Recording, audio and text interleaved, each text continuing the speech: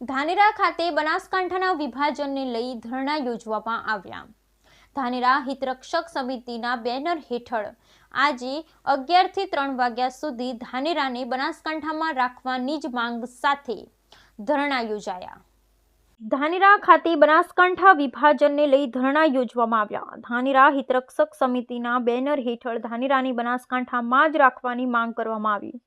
ધાનેરા પ્રતિનિધિ મંડળ અને બનાસકાંઠા પ્રભારી અને સીએમને પણ આ મુદ્દે રજૂઆત કરી હતી। મામલાનો કોઈ ઉકેલ ન આવતા ધાનેરા લાલ ચોક ખાતે આજે 11 થી 3 વાગ્યા સુધી પ્રતિક ધરણા યોજવામાં આવ્યા છે। ધાનેરામાં છેલ્લા 8 દિવસથી એક જ વાતની ચર્ચાએ જોર પકડ્યું છે। જ્યારથી થરાદ જિલ્લાને નવો જિલ્લો બનાવવામાં આવ્યો છે ત્યારથી લઈ ધાનેરા અનેક પ્રકારની હલચલ જોવા મળી રહી છે। થરાદ જિલ્લામાં ધાનેરાનો સમાવેશ કરવામાં આવ્યો ત્યારથી લઈ ધાનેરા હિતરક્ષક સમિતિ દ્વારા અનેક કાર્યક્રમ આપવામાં આવ્યા છે। આજરોજ ધાનેરાના લાલચોક ખાતે સવારે 11 થી 3 વાગ્યા સુધી ધરણાનો કાર્યક્રમ યોજાયો, જેમાં ઉપસ્થિત ધાનેરાના ધારાસભ્ય માવજીભાઈ દેસાઈ તેમજ પૂર્વ ધારાસભ્ય મફતભાઈ પુરોહિત તેમજ પૂર્વ ધારાસભ્ય નથાભાઈ પટેલ તેમજ બળવંતભાઈ બારોટ તેમજ દામરાજી રાજકોર અને હિતરક્ષક સમિતિના અમૃતભાઈ રાવલ અને તમામ સદસ્ય અને ધાનેરા શહેર અને તાલુકામાંથી મોટી સંખ્યામાં લોકોની ઉપસ્થિતિમાં આજે ધરણાનો કાર્યક્રમ યોજવામાં આવ્યો હતો।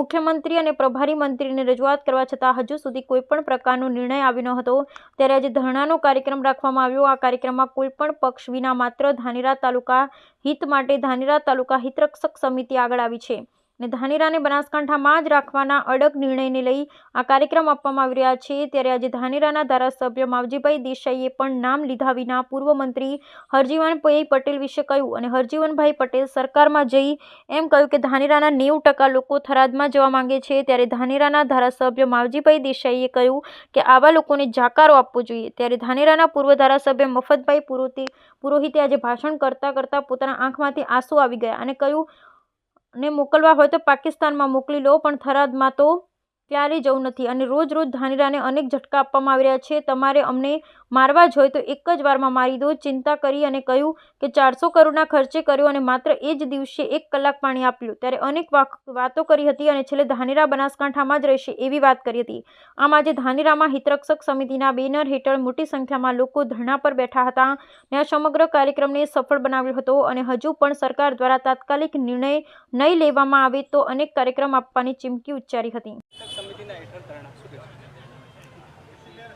બનાસકાંઠા જિલ્લાનું 2 જિલ્લામાં વિભાજન થયું, એના પછી ધાનેરા તાલુકાને વાવ થરાદમાં સમાવેશ કરવામાં જે આવ્યો છે, એના લીધે ધાનેરા તાલુકાની પ્રજાનો વિરોધ છે। બનાસકાંઠા જિલ્લાનું જે વિભાજન થયું એમાં ખુશ છે, પણ ધાનેરા તાલુકાની પ્રજાનો એવો મત છે કે અમને બનાસકાંઠા જિલ્લામાં જ રાખવામાં આવે। ભૌગોલિક રીતે, સામાજિક રીતે, આરોગ્ય દ્રષ્ટિએ બધી રીતે બનાસકાંઠા જિલ્લાની અંદર જ અમને સમાવેશ કરવામાં આવે એવી સરકાર જોડે માગણી કરી છે। આના અનુસંધાને તારીખ 4ના રોજ ધાનેરા સ્વયંભૂ વેપારી બંધ રાખ્યું। બધા આગેવાનો, સામાજિક આગેવાનો, રાજકીય આગેવાનો પક્ષાપક્ષી ભૂલીને અને પ્રાંત કલેક્ટરમાં એનું આવેદનપત્ર પણ આપવામાં આવ્યું છે અને આજે ધરણાનો કાર્યક્રમ પણ આજે બધા સામાજિક લોકો અને રાજકીય પક્ષના બધા લોકો પક્ષાપક્ષી ભૂલી અને સામૂહિક રીતે આને ધાનેરા તાલુકામાં બનાસકાંઠાને રાખવામાં આવે એના માટેના કાર્યક્રમમાં તમને કહેવામાં આવ્યું હતું કે રજૂઆત કરવા માટે આવજો, એટલે મેં બધે ગાંધીનગર હું માવજીભાઈ, મફતલાલ, ડોમરાજી અને સાથે RSSના કાર્યકરો, કોંગ્રેસના કાર્યકરો અને બીજી આમ જનતા સૌ સાથે મળીને ત્યાં પ્રભારી મંત્રીશ્રીને મળ્યા, મુખ્યમંત્રીશ્રીને મળ્યા અને રજૂઆત કરવામાં આવી કે અમને અમારો જે કંઈ છે ધાનેરા તાલુકો છે એ ધાનેરા તાલુકાને બનાસકાંઠા જિલ્લામાં રાખો। આ વિસ્તારની પ્રજા ત્યાં પાલનપુર થરાદ જવા માગતી નથી, એમની વિનંતી અમે કરી છે। અમે એમને કહ્યું કે અહીં સામાજિક રીતે, શૈક્ષણિક રીતે, વેપારિક રીતે, વાદ વ્યવહારની રીતે, આમ બધી રીતે જોવામાં આવે તો પણ અમને પાલનપુર અનુકૂળ છે અને અમને થરાદ અનુકૂળ નથી। થરાદ જવું હોય તો કામ પૂરતા જ જવાનું થશે। કોઈ પણ સરકારી કામમાં 4 થી 5 ધક્કા સિવાય કામ થતું નથી। તો માણસને, નાના માણસને અવર જવર કરવા માટે મળતા આપવું હોય તો પણ શું તકલીફો પડશે। આવી બધી વાતોને અમે અમારી રીતે રજૂઆત કરી છે. એમને અમારી વાતો શાંતિથી સાંભળી છે અને એમને દિલાસો આપ્યો છે કે એના પ્રમાણે વિચારણા કરવામાં આવશે. તો સરકારશ્રીને ફરીથી અમારી ધાનેરા તાલુકાની પ્રજા વતી આજે જે કંઈ ધાનેરા તાલુકા સમાજ હિત રક્ષક સમિતિના અનુસંધાનમાં અમે ધરણાનો કાર્યક્રમ રાખ્યો છે. મોટી સંખ્યામાં માણસો આવ્યા છે અને હજુ આવે પણ છે અને ધરણાના કાર્યક્રમ મારફત અમે સરકારને મેસેજ પકડવા માગીએ છીએ કે આપ ધાનેરા તાલુકાને બનાસકાંઠા જિલ્લાના પાલનપુરમાં મૂકો. ભારત માતા કી જય. આજે ધાનેરા હિત રક્ષક સમિતિના નિર્ણય છે કાર્યક્રમ યોજાયો છે. ધાનેરા લગભગ બધા જ લોકો પક્ષાપક્ષીથી પર રહીને આખી જ પ્રજા, બધા જ નેતાઓ અને બધા જ વર્ગના લોકો, ડૉક્ટર્સ, એન્જિનિયર્સ, વકીલો બધા એમાં જોડાયા છીએ. બધાનું એક જ સૂર છે કે આપણે ધાનેરાને પાલનપુર બનાસકાંઠા જોડે રાખીએ. જે જિલ્લાનું વિભાજન થયું છે એમાં થરાદ જિલ્લો ભલે બને, પરંતુ ધાનેરાના જે તાણાવાણા કહેવાય ધાનેરાનું જે કનેક્શન છે એ વર્ષોથી પાલનપુર જોડે રહ્યું છે. ધાનેરાના 200-500 બાળકો છે જે પાલનપુરમાં રહીને ભણી રહ્યા છે. વેપાર ધંધાનું કનેક્શન પણ ડીસા પાલનપુર જોડે છે. તો આપણે બધાનો ધાનેરાની પ્રજાનો એક જ અવાજ છે કે ધાનેરાને પાલનપુર બનાસકાંઠા જોડે સાથે રાખવામાં આવે અને થરાદનો ભલે વિકાસ થાય એનો કોઈને વાંધો પણ નથી, એનો કોઈ વિરોધ પણ નથી. પરંતુ ધાનેરાને એનાથી અલગ કરી પાલનપુરમાં જોડવામાં આવે, બનાસકાંઠામાં જોડવામાં આવે. એ બધા એક ગ્રામજનની વિનંતી છે. અમને પણ ખૂબ બધા લોકો મળવા આવ્યા છે. એક જ સૂર છે કે આપણે આ વસ્તુ છે એની પર સરકાર પૂરું ધ્યાન આપે, ચિંતા કરે અને અમારી માંગણીને સમર્થન આપે. ભારત માતા કી જય.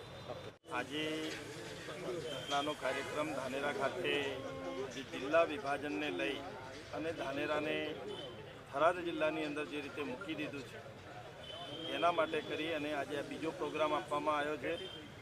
અગાઉ પણ સંપૂર્ણપણે ધાનેરા બંધ રહી અને આવેદનપત્ર પણ આપ્યું હતું અને હજુ સુધી એનો નિકાલ ન આવતા આજે સમગ્ર પ્રજાએ, સમગ્ર હિતરક્ષક સમિતિ અને સર્વ સમાજ બધા જ લોકો ભેગા થઈ, બધા જ્ઞાતિના લોકો ભેગા થઈ અને ધાનેરાની પ્રજાને પાલનપુરની અંદર બનાસકાંઠામાં રહેવા માટેનો આજનો આ પ્રોગ્રામ આપવામાં આવ્યો છે.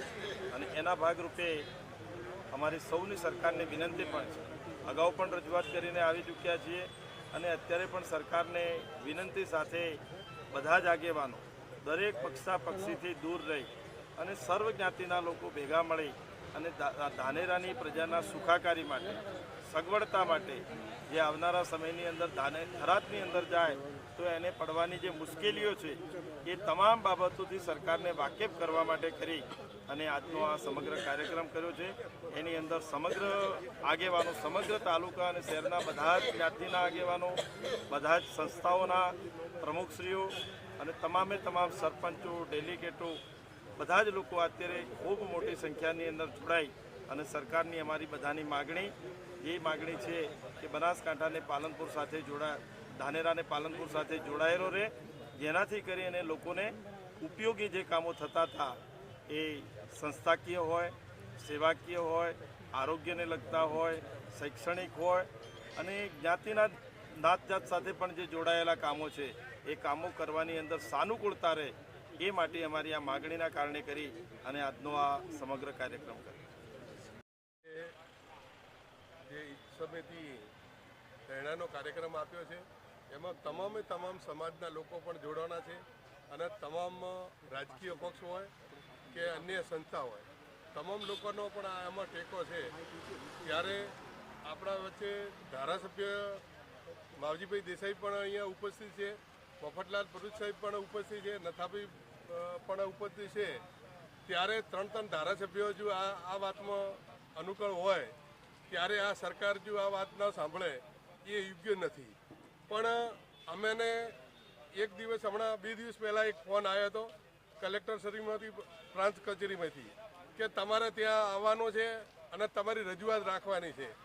ત્યારે અમે બધા રજૂઆત કરવા માટે ત્યાં ગયેલા અને એ પૈકીનો એક ભાગ ધાનેરાના લોકોનો ખોટી રજૂઆતો લઈને ત્યાં પણ એ લોકો પહોંચેલા અને ખોટા લેટર પેટો અને ખોટું કોઈ જગ્યાએ કોઈ સરકારે એવું મંગાવ્યું નહોતું કે ભાઈ તમે દરેક વિસ્તારના લોકોનું કોઈ સમર્થન લઈને આવજો.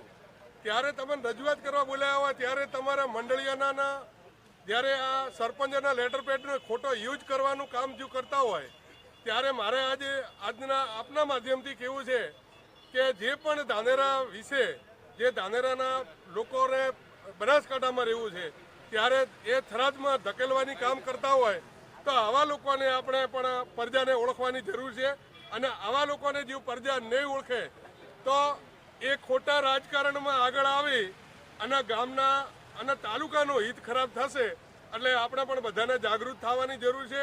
એટલે હું પણ પ્રજાને એ જ કહેવા માગું છું કે આપણા વિસ્તારની અંદર બનાસકાંઠાની અંદર બનાસ નદી આવેલી છે.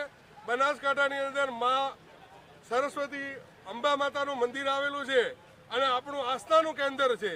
જ્યારે બનાસની વાત આવે ત્યારે વિશ્વની અંદર અંબાજી મંદિર એક પ્રખ્યાત છે. ત્યારે આપણા સંસ્થા આપણા જોડાયેલા છે જો ધર્મ સાથે, તો પણ આપણને જો દૂર કરવાની કોઈ કોશિશ કરશે તો એમને પણ માતાજી પણ માફ નહીં કરે. એવી હું આપના માધ્યમથી એમને એક વિનંતી પણ કરું છું કે તમે જે પણ આ તમારી કૂડીના રાજનીતિના કારણે જ્યારે તમે પ્રજા તમને આગેવાન ક્યારે બનાવ્યા હોય કે પ્રજાનો અવાજ ઉઠાવવા માટે, પ્રજાની પીડાની અંદર તમારા સમક્ષ ઊભો રહેવું પડે. અને જો પ્રજાની પીડાની અંદર આજે તમે ઊભા નહીં રહો તો આવનારા સમયમાં તમારો રાજકીય તમે ક્ષેત્રે તમે ગમે એવો પેલો કરીને આવતા હશો પણ પ્રજાને આખરી તો પ્રજા જે એનો મૂળ તો પ્રજા જ ગણા છે. પ્રજા હોય તો જ તમે આગેવાન ગણાશો, બાકી પ્રજા સિવાય આગેવાન કોઈ ગણાતો નથી.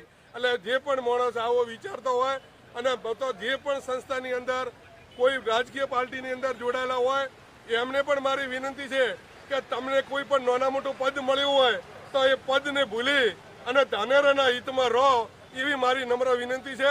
અને ભગવાન પણ તમને સદબુદ્ધિ આલે એવી હું પ્રાર્થના કરું છું.